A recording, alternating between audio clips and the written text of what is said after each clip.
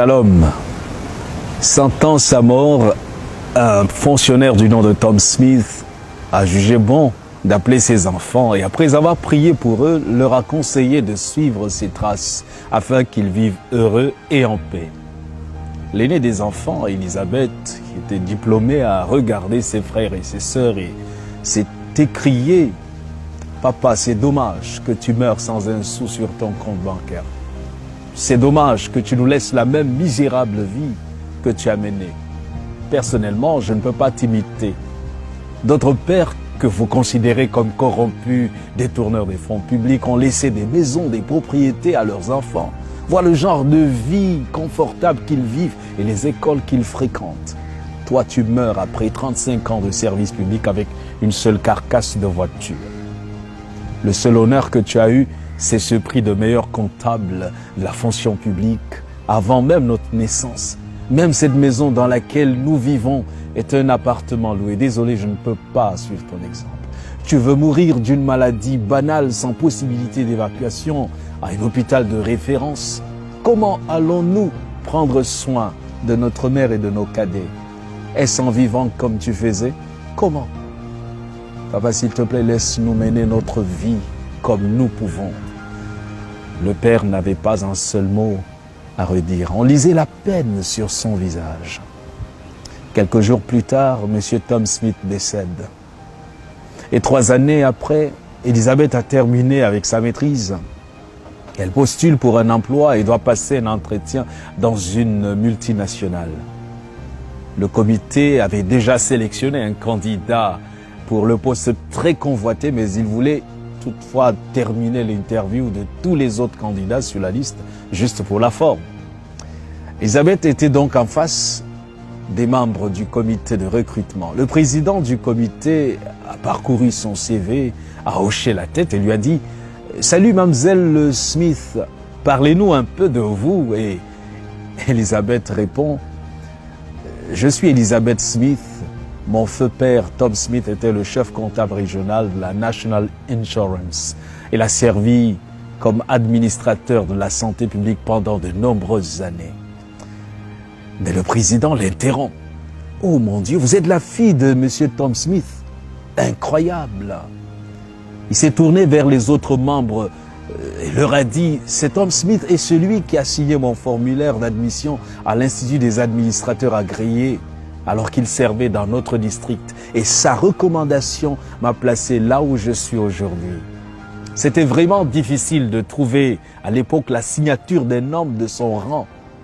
Il fallait être riche pour faire signer le formulaire. Mais ce qui est étonnant, c'est qu'il a fait tout cela gratuitement.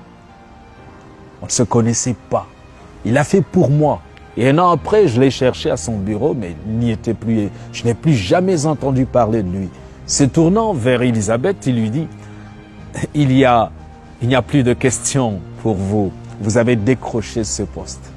J'espère que vous imiterez votre père dans son honnêteté, sa serviabilité et sa diligence. » Elisabeth Smith est devenue la directrice des affaires générales de la société avec 2 voitures, une belle maison, un salaire très confortable. Et après 2 années de travail dans l'entreprise, le directeur général du groupe qui devait partir avait besoin d'un remplaçant. Une personne intègre était recherchée et c'était Elisabeth Smith qui avait été nommée. Dans une interview, on lui a demandé le secret de son succès. Et les yeux en larmes, elle répondit « C'était mon père qui m'avait ouvert ses voies. C'est après sa mort que j'ai su qu'il était financièrement pauvre, mais fabuleusement riche en intégrité, en discipline et en honnêteté. À quelques jours de sa mort, je l'avais insulté pour son style de vie désintéressé. » Comme Tom Smith, il faut apprendre à se construire un nom. La récompense peut ne pas suivre rapidement, mais elle viendra. L'intégrité, la discipline, le service et la crainte de Dieu rendent riches. Et cette richesse nous laisse dormir en paix. Nous devons laisser un bon héritage à nos enfants, à la prochaine génération. Construisez-vous un bon nom pour vos enfants ou un bon compte bancaire. L'argent s'estompe, la renommée disparaît, les voitures se démodent, mais un bon nom reste pour toujours. Psaume 37, verset 25 dit « J'ai été jeune, j'ai vieilli, et je n'ai point vu le juste abandonné, ni sa postérité mendiant son pain. » Le sage dans Proverbe 22, verset 1 va dire « La réputation est préférable à de grandes richesses, et la grâce vaut mieux que l'argent et que l'or. » L'intégrité est une qualité qui revêt son possesseur d'un pouvoir irrésistible, d'un pouvoir qui le rend fort pour résister contre toutes les adversités. Une personne peut être dépourvue de beauté physique ou d'éclat intellectuel, mais si elle est honnête, elle obligera le respect. De telles personnes ont su rester en communion avec Dieu. Elles ont pour modèle le Christ rédempteur.